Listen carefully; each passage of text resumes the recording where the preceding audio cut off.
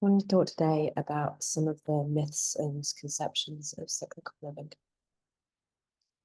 Firstly, I think it's a misconception that cyclical living means there's a right way to be at any point of a cycle. Day 11, for example, my menstrual cycle today, and through my own exploration of how I am on my cycle, there are patterns, and the archetypal model of a cycle would suggest that I'm, leaving spring and entering summer, and there's a particular flavor that can have. That doesn't mean that I have to feel like that on this particular day in this particular cycle.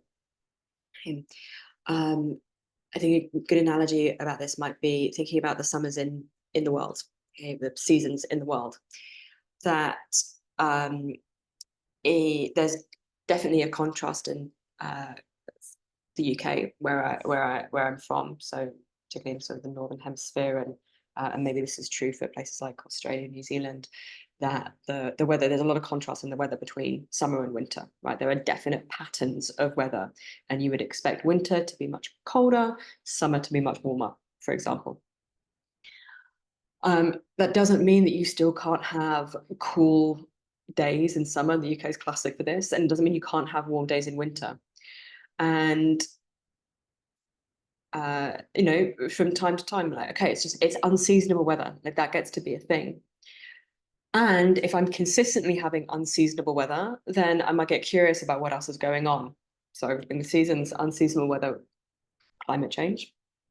In my own cycles, unseasonable weather, unseasonable experiences might have me inquire, like, what else is going on here? Like, is that coming because I'm like not living in alignment with that aspect of the cycle? Am I neglecting something? Is there an underlying medical condition? So I can kind of get curious about why something's unseasonable. So it's not about being the right way. Cyclical living is about having a framework that helps you understand yourself in relationship to this cycle more deeply. It can offer a framework for planning, yeah, along with like your particular patterns and experience of those cycles. But it's definitely not about like, I have to be like this. It's like my tracker says that I'm day 27 and therefore I have to feel like this. It's more like, oh, okay, it's day 27. How am I feeling? And how does that line up with how I expect to feel? What data does that give me about how I want to be with myself and be with the world today? So that's my first misconception, that cyclical living means you have to be a certain way at any point of the cycle.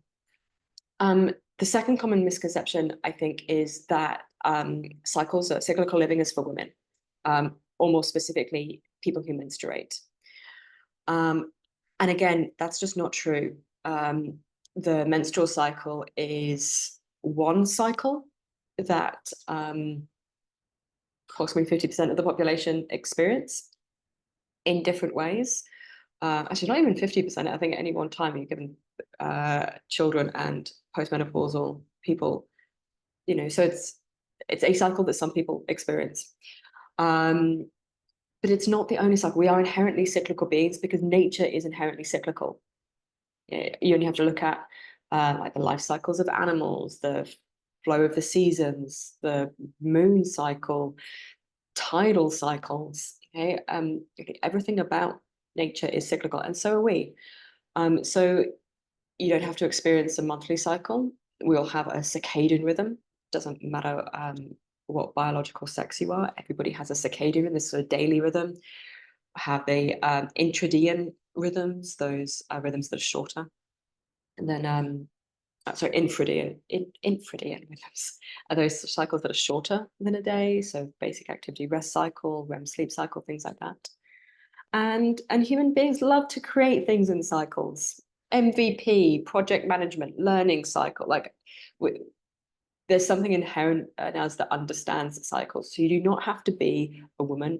You don't have to be a person with a menstrual cycle in order to benefit from cyclical living. Hell, even projects have their own cycle. The sense of creativity in a cycle. And I've worked with several men in some of the programs that I've run who are really benefited from understanding their own cyclical nature and the cyclical nature of the work that they're doing in the world. So cyclical living is for anybody if you have a body. Cyclical living's for you. Okay. The other myth that I think there can be about cyclical living is that suddenly everything has to be cyclical. And I think this is particularly true for those of us with perfectionist tendencies, that we tend to go towards either all or nothing with stuff. So if I'm doing cyclical living, I have to do it 100%. Like, how do I apply this lens to absolutely everything that I'm doing? And not everything fits neatly into a cycle. You know, emergencies in life, one-off situations, not everything has a pattern. So cyclical living, applying like a cyclical framework, moving into greater alignment with the cycles that feel important to you. And this is the other thing, you don't have to follow every cycle. Okay? The less time I spend in the UK, the less the kind of traditional model of the 4 seasons for my year makes sense to me. I'm just not experiencing that in the world around me. So I don't follow the Celtic wheel of the year in the same way that I did when I spent more time in the UK. So yeah, not everything has to be cyclical. I have to say that I find it an incredibly useful lens when I'm navigating a situation. So I had a client call last week, somebody who was experiencing kind of like a lot of friction with where they were in life and wanting answers about what was next. And we found that applying a cyclical lens to their experience helped them kind of like frame a narrative, help them kind of move into more self-compassion with where they were. There's a sense of it kind of like, oh yeah, this is making, rather than these being this like disparate chaotic events. All right, yeah, it's making more sense to me that I'm feeling like that about this area of my life, and therefore I'm kind of overcompensating over here. So I find it incredibly useful as a lens, yeah, as a frame of understanding. That doesn't mean that everything fits. It doesn't mean that everything has to fit.